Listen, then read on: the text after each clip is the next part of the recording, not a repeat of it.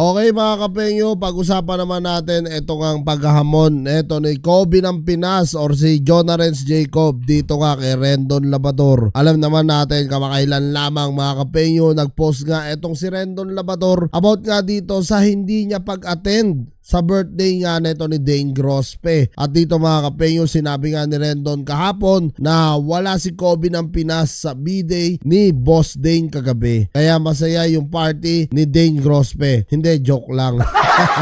So parang nangaasar no etong si Rendon Labrador dito. At sinabi naman ni Rendon, wala si Kobe ng Pinas kasi nagtatampo daw siya sa akin. Dinamdam niya talaga lahat na nangyari sa kanilang dalawa nung isa pang special pro. Lalo na sa mga comment ko daw, sobra nasaktan si Kobe ng Pinas. May feelings din pala talaga siya.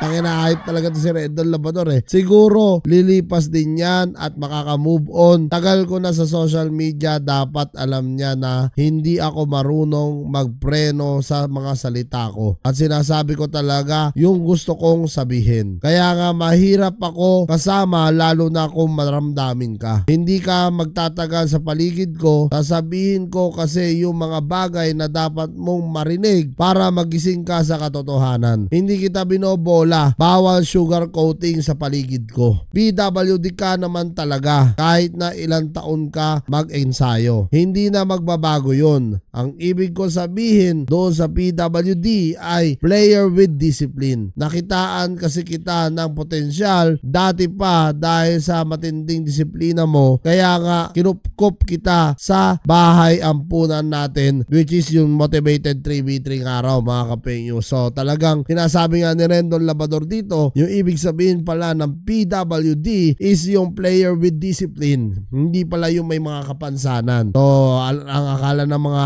basher nga nito ni Jonah, ang PWD ay alam naman natin lahat no na may mga kapansanan. Pero iniba dito ni Rendon Labrador ang kanyang bersyon. At kinupkup nga daw niya ito dito sa motivated 3v3. At dito sinabi rin ni Rendon, hindi mo ba napapansin na hinihiwalay kita sa division? Pinagsasama-sama ko talaga yung mga katulad mo. Kaya ka din nag-champion. Proud kuya here bro. Isa kang homegrown talent talaga. Ibinaon sa lupa tapos umusbong ng todo. Napaka-solid mo Kobe ng Pinas. Nasaksihan ng taong bayan ang kakaiba mong pag-iisip at talento sa sports. Andito lang kami sa likod mo. The best PWD player of the Philippines. Kobe ng Pinas. PWD player with discipline. Yun lang. Happy birthday ulit kay Boss Dane. Ayan nga yung sinabi dito neto ni Rendon Labrador na nagkaroon pala ng tampuhan etong si Rendon at Kobe ng Pinas na kung saan paayos naman yung pananalita dito ni Rendon at sa katunayan nga pinupuri pa niya dito si Jonarens Jacob. Pero sa kabila ng yon merong komento no, etong si Jonarens Jacob din dito, basahin natin. Sabi dito ni Jonah, di PWD ka din. Hahaha. Taka anong pinagsasabi mo na kinupkup mo ako sa 3x3 mo? Tayo unang nag-uusap dyan. Tinolo mo lang gawa ng sponsor. Kapag nai-issue ang totoong kaibigan, pinagsasabihan in private. Hindi yung makikisakay at ipapahiya pa in public. Peking kaibigan, hanap ka na lang ng sponsor tapos boxing tayo. Wow! Putang na, naghamon po dito si Jonarens Jacob sa kabila ng papuri sa kanya neto ni Rendon Labrador. Medyo talagang napikon siguro talaga etong si Jonah sa pagsalita nga ng PWD ni Rendon Labrador dito kay Jonah. Pero sinabi naman ni Rendon no na player with discipline nga raw ang ibig niya sabihin doon. Siguro naging medyo hindi na maganda yung outcome kay Jonah ng pananalita nga ni Rendon. Gayon nabas na nga etong si Jonarens Jacob ng mga ilang fans no at talagang napakadami pong nagsasabi kay Jonah, talagang dinadown siya. At sa kabila ng yun may comment din si Rendon Labrador, dati ko pa nakitaan ng potensyal yan si Kobe ng Pinas. Kayo kasi binabas nyo agad yung PWD na sinabi ko. Wala namang nagtanong kung ano ang ibig sabihin. Nasaktan tuloy yung tao, may feelings din pala yun.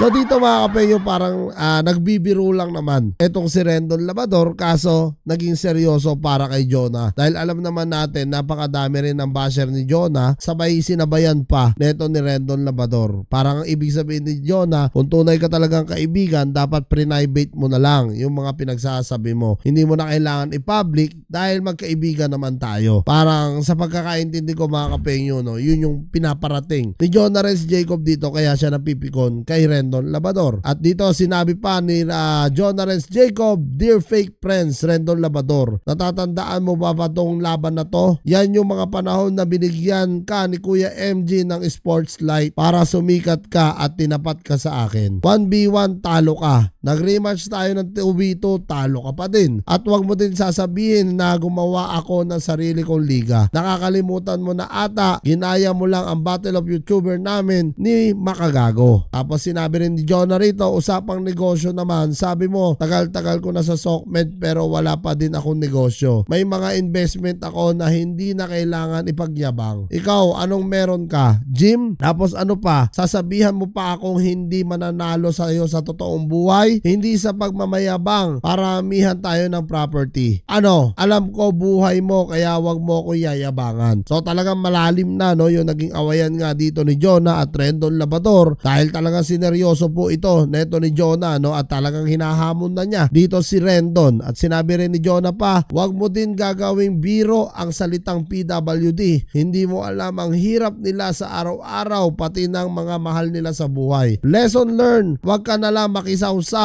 mag-focus ka sa buhay meron ka, magpayaman ka ng walang tinatapakan tao, sana magawa mo. Yan ang motivation. So yan mga kapenyo, no, ano nga masasabi nyo dito sa napakaanghang na mga banat neto ni Jonah Renz Jacob kay Rendon Labrador? Gayon naman si Rendon parang nagbibiro lamang nga, pero sineryoso po ito ni Jonah. At sa totoo lang mga kapenyo, no, bilang isang pro, kunyari naging pro ako, no, katulad ni Jonah, tapos yung kaibigan ko nagbibiro nga lang ng PWD, masakit din po ito dahil alam naman natin mga kapenyo na napakarami nga nang babash dito kay Jonah at kay Mr. Longbam na parang ginagawa silang clown dito sa PSL, tapos sabay sasabayan pa ni Rendon, tatawagin siya PWD. Syempre masakit nga naman para kay Jonah yon, kaya talagang dinibdib niya ito at tinahamon niya ng boxing eto nga si Rendon Labrador kung papalag.